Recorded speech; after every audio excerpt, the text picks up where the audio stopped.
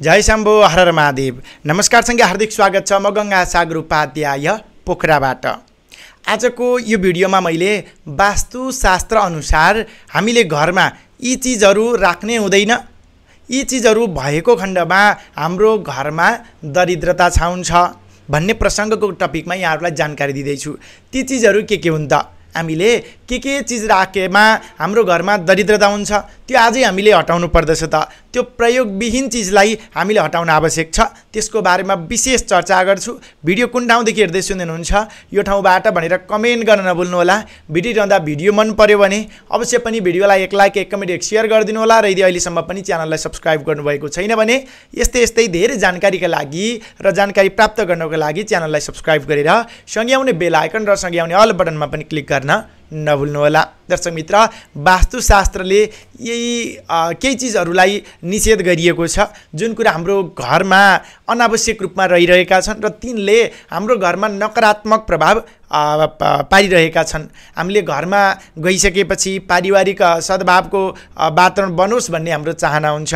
सुख शान्तिमा यसले बाधा ल्याइरहेको हुन सक्दछ। त्यसकारणले आज हामीले यो वास्तुदोषबाट हामी कसरी बच्ने, के चीजहरू हामीले घरबाट तत्काल हटाउनु पर्दछ त त्यो बारेमा चर्चा गर्दैछौँ। र पहिलो नम्बरमा रहेको छ फुटेका भाँडाहरू। दर्शक मित्र, तपाईले फुटेका जस्तो गिलास भयो, प्लेट भयो, कुनै पनि कचौरा भयो, यी चीजहरू फुटेका भाँडा निरन्तर प्रयोग गरिरहनु भएको छ भने त्यो घरमा वास्तुदोष निम्त्याउँदैछ। त्यसले यस्ता चीजहरूलाई तत्कालै घरमा नराख्नुहोस्, किनकि यिनले घरमा नकारात्मक प्रभाव ल्याइरहेका छन्। त्यसलाई हटाइहाल्नु होला, फेरि प्रयोग नगर्नु होला। त्यस्तै गरी दोस्रो रूपमा भाँचिएको खाट। तपाईले घरमा यदि भाँचिएको खाट राख्नु भएको छ अथवा कतै टुटफुट भएको खाट प्रयोग ल्याइरहनु भएको छ भने पनि यसलाई घरमा नराख्नु राम्रो हुन्छ। वास्तुले यसलाई दोष मानेको छ। वास्तुशास्त्र अनुसार भाँचिएको खाट घरमा भएमा वैवाहिक सम्बन्ध र त्यो घरमा त्यो खाटमा जो सुत्छ त्यो व्यक्तिको मानसिक रूपमा पनि केही तनाव बढ्दछ भनिएको छ। त्यसकारणले त्यसलाई पनि तत्कालै हटाउनु नै बेस हुन्छ। त्यस्तै गरी अर्को रहेको छ बन्द भएको घडी। हामीले घडी बिग्रियो भने पनि भित्तामा झुन्याइरहेका हुन्छौँ अथवा हातमा लगाउने घडी पनि राखिरहेका हुन्छौँ। यदि त्यस्तो छ भने तत्कालै तपाईले त्यो घडी बनाउनुहोस् यदि बन्ने छ भने, नत्र भने घरबाट हटाइहाल्नु बेस हुन्छ। हामीले ब्याट्री सकिएपछि पनि तत्कालै ब्याट्री फेर्दैनौँ अनि त्यो घडी रहिरहेको छ भने समय अड्किरहेको छ, तपाईको प्रगति अड्किरहेको छ भन्ने सङ्केत हुन्छ। त्यसकारणले वास्तुले नचल्ने घडीलाई घरमा राख्दाखेरिमा दोष मानेको हुनाले तपाईको घरमा पनि यदि नचल्ने घडी छ भने त्यसलाई तत्कालै हटाउनु होला। यदि मर्मत हुन्छ भने मर्मत गरेर मात्र राख्नु होला। त्यस्तै गरी अर्को रहेको छ फुटेको ऐना। यदि तपाईको घरमा फुटेको ऐना छ भने त्यसलाई प्रयोगमा आए पनि नआए पनि त्यहाँबाट हटाइहाल्नु होला, घरभित्र नराख्नु होला। वास्तुशास्त्र अनुसार ऐना अथवा सिसाका कुनै पनि वस्तुहरू घरमा यस्तो फुटेको चिजहरू राख्दाखेरिमा नकारात्मक ऊर्जाहरू फैलिरहन्छ। यसले गर्दा परिवारका सदस्यहरू बिचमा पनि मानसिक तनाव बढ्न सक्दछ, आत्मीयता नहुन सक्दछ भन्ने सङ्केत गरिरहन्छ।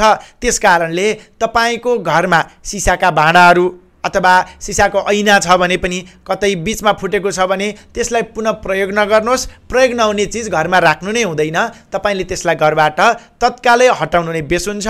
यदि घरमा राखिरहनु भयो भने पारिवारिक अशान्ति त्यसले मच्चाइराख्दछ। त्यस्तै गरी भाँचिएको ढोका। ढोका भनेको प्रवेशद्वार हो। तपाईको द्वारमा नै भाँचिएको ढोका छ भने लक्ष्मीको प्रवेश त्यो घरमा कहिल्यै पनि हुँदैन, दरिद्रता सदाबहार छाइरहन्छ। त्यसकारणले तपाईले त्यसलाई जति सक्दो छिटो मर्मत गर्नुहोला। भाँचिएको ढोकालाई अत्यन्तै अशुभ मानिएको छ वास्तुशास्त्र अनुसार। यसबाट नकारात्मक ऊर्जा घरमा छिरिरहन्छ। त्यसका कारणले पनि तपाईले घरमा भाँचिएको खाट छ भने त्यसलाई तत्कालै हटाउनु होला, मर्मत गरिहाल्नु होला। त्यस्तै गरी अर्को रहेको छ फुटेको तस्बिर। हामीले आजकल त्यो फ्रेममा बनाएर पनि तस्बिरहरू राख्छौँ। यदि त्यस्तो छ भने फ्रेम थियो, खस्यो, फुट्यो, टुट्यो भने त्यसलाई अर्को बनाइहाल्नु होला। त्यो फुटेको तस्बिर घरमा राख्दाखेरिमा त्यसले वास्तु दोष उत्पन्न गराउँदछ, घरका सदस्यहरूको दुर्भाग्यको कारण बन्न सक्दछ। जसको तस्बिर हो त्यसले नकारात्मक फल पाइरहेको हुन्छ। यदि पितृहरूको फोटो पनि यदि त्यस्तो फुटेको राख्नु भएको छ भने पितृबाट पनि तपाईलाई अशुभ सङ्केत मिलिरहेको हुन्छ। फुटेको तस्बिर तपाईले बिर्सिएर पनि घरमा नराख्नुहोला। त्यस्तै अर्को रहेको छ भाँचिएका फर्निचरहरू, कुनै पनि होस्, चाहे टेबल होस्, चाहे कुर्सी होस्, जे होस्, भाँचिएका फर्निचर कहिल्यै पनि घरमा राख्नु हुँदैन। घरमा फर्निचरहरू राख्दाखेरिमा एकदमै राम्रो हुन्छ, बरु थोरै होस्। फुटेको फर्निचरहरू राख्दाखेरिमा वास्तु दोष हुन्छ। यसबाट घरमा आर्थिक समस्या उत्पन्न हुन सक्दछ। आय भए पनि त्यसलाई सन्तुलन रूपमा राख्न सकिँदैन, कता कता खर्च हुन्छ।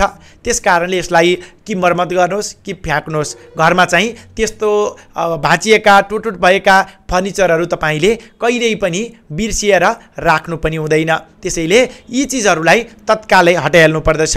दर्शक मित्र, मैले यहाँहरूलाई बताएँ, यहाँहरूले कुरा बुझ्नुभयो होला पक्कै पनि। फुटेका भाँडाहरू कुनै पनि होस्, फुटेका भाँडालाई प्रयोगमा नल्याउनुहोस्। प्रयोग नहुने चिज, रित्तो चिजहरू घरमा राख्नु हुँदैन। फुटेका भाँडा जुनसुकै हुन्, चाहे खाने भाँडा हुन्, प्रयोग गर्ने भाँडा हुन्, ती भाँडालाई तत्कालै हटाउनु होला।